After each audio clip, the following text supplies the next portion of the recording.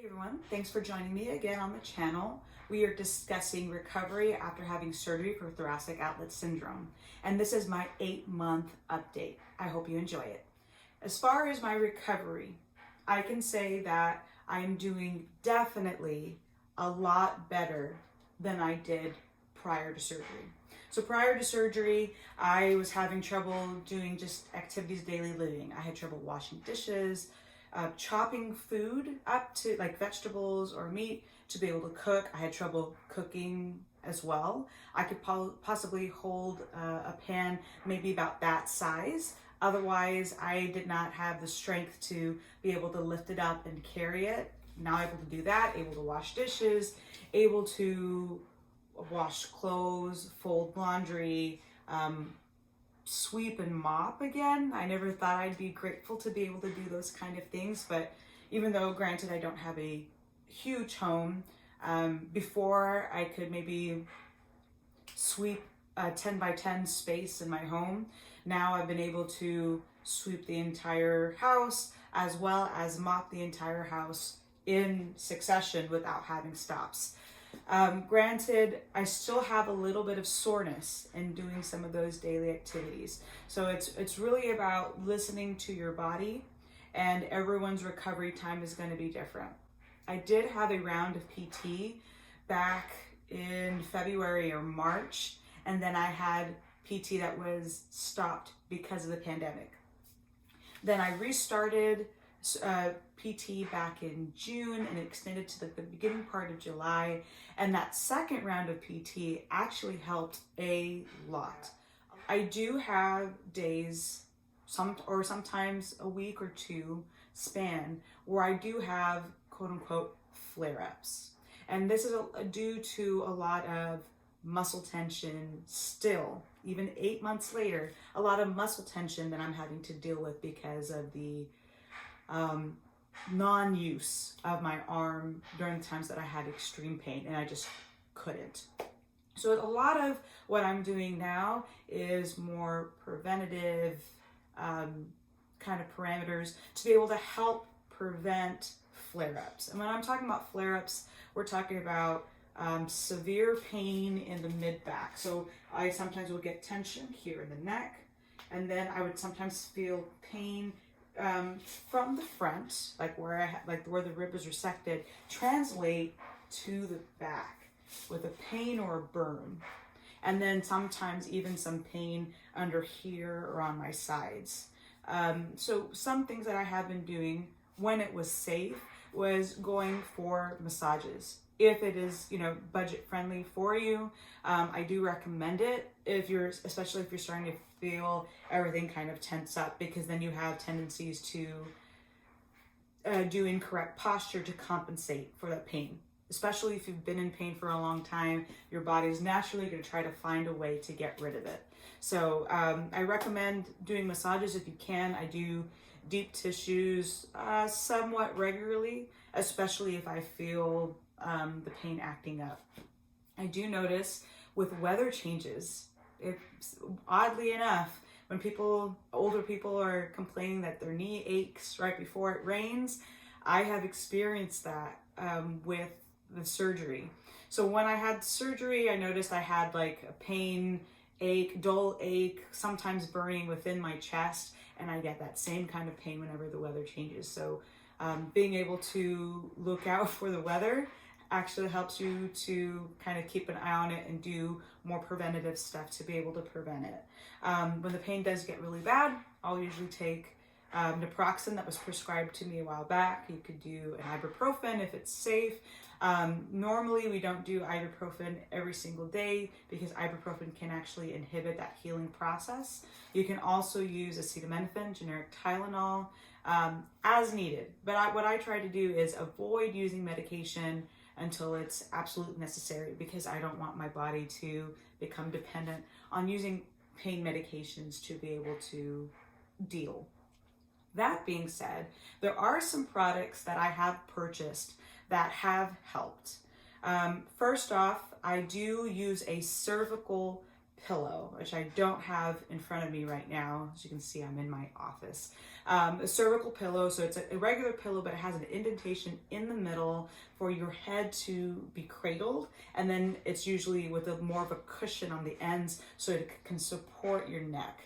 I use that even prior to surgery, and I love it. I can tell the difference when I sleep on a regular pillow. I just do not get the right amount of sleep. Everything is properly supported with the cervical pillow. So I would recommend that. If I'm sitting up, instead of propping yourself up with a couple of pillows, I recommend a wedge pillow. I recommended that right after having surgery as well, just because you cannot lie down flat in the very beginning. But I will occasionally, if I know that I'm going to be, if I want to sit up in bed and read or watch TV, at least I have the wedge pillow. It helps to support me better. Another thing that I have bought are more to help release the tension in my back. So I did invest in an acupressure mat. So I was able to purchase this on Amazon, and if you can look very closely, it looks like a whole bunch of little plastic needles. And yeah, basically you lie down on it. It hurts in the beginning, but it allows to apply pressure with a little bit of pain, but then if you lay on it for 10-15 minutes, it actually helps remove a lot of that tension.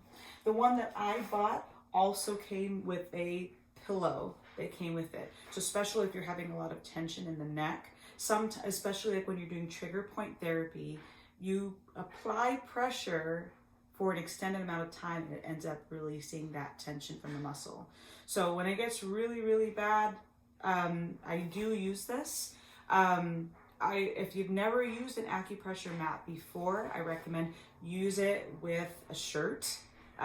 Just so, because if you do it on bare skin, it is very rough in the beginning.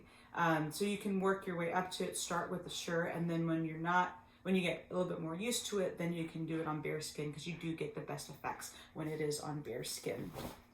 There are also some days where I feel like I'm just kind of hunched over and I need to properly stretch my back out.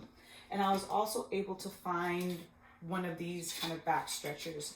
I don't remember exactly what the name is, but it does have a little bit of a curvature for kind of like where your spine will sit in the middle. And so it applies pressure like on the sides of your spine. That's a lot of where my tension is. And then usually my mid back would lie around here. So you have to go very, very slow when you get on a rack like this, but it does help open up and keep the chest very open and wide, and then it helps you kind of regain your posture back at the end of it. I've also had some issues where, let's say if I sleep wrong, and if I sleep wrong, I'll start getting pain along my neck, and that triggers it to go down my arm. I've had migraines in the past. Sometimes it'll trigger migraines. So I did purchase one of these kind of vibrating massage balls. I also got this on Amazon as well. So there are 4 different levels. You just press it according to the intensity that you want. But then it also has these little like kind of spikes, dull spikes that stick out of it, that are also to help achieve that kind of trigger point therapy. So I can just kind of hold it there. Let's say this is my tension area, and I can kind of roll it. I've also used it against a wall, and then kind of put the ball there even without the vibration, and that'll kind of help to kind of dig into those muscles that are getting very tight. Prevention is the key. If you are able to do stuff on a daily basis to help prevent these symptoms, that is your best bet to be able to help prevent pain. Also is exercising. So trying to get into some type of routine that you're doing some type of aerobic exercise. I was having some issues with my blood pressure dropping, which was another entirely different issue. So I wasn't able to do that. I know I've tried doing ab workouts as well, like to help strengthen my core, because that was one thing that I struggled with.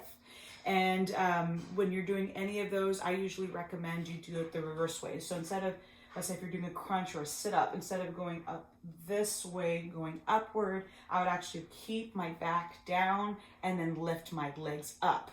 And so it's kind of like a reverse crunch or something. Those are ways that you can activate it. I'm not at the point where I feel comfortable enough to do push-ups. I've tried it maybe even as recently as like 2 weeks ago, and I still feel a little bit too much tension in my back. So definitely listen to your body. Do not go beyond what your capability is, because you don't want to get hurt again. But if you're able to walk, run, if you're able to run and the pumping of your arms doesn't bother you, that'll help you. Definitely will help you. Because I wasn't able to do the intensive cardio workouts because I was having blood pressure issues, I also found a pedal exerciser, which I'll show you here. All of my products were purchased on Amazon. I am not sponsored, but I do like finding good deals. So this is like, normally this is like a desk cycle. You would put it underneath your desk. So like if you're working, you can get some exercise underneath, but it also works really great for your arms. So you can actually adjust the tension here, and then you can place it on a table. And I know this is not the proper height, but then you could cycle with your arms. So cycling with your arms, and that'll help to gain strength in your arms. It'll also help strengthen your mid-back. That's actually one of the exercises that I did when I was in physical therapy. So purchasing this was really, I liked it. It was one of the exercises that I enjoyed more so than some of the other, like flossing the nerves and that kind of thing. So it was very helpful. Also, for those, since we are still dealing with the pandemic, if you're working from home, definitely finding ways to make your workstation ergonomically correct is best. So if you'll see here, I do have a standing desk that I invested in. If you are hunched over your laptop, that's not ideal. You're gonna hurt your neck, and you're gonna cause issues while you're still healing.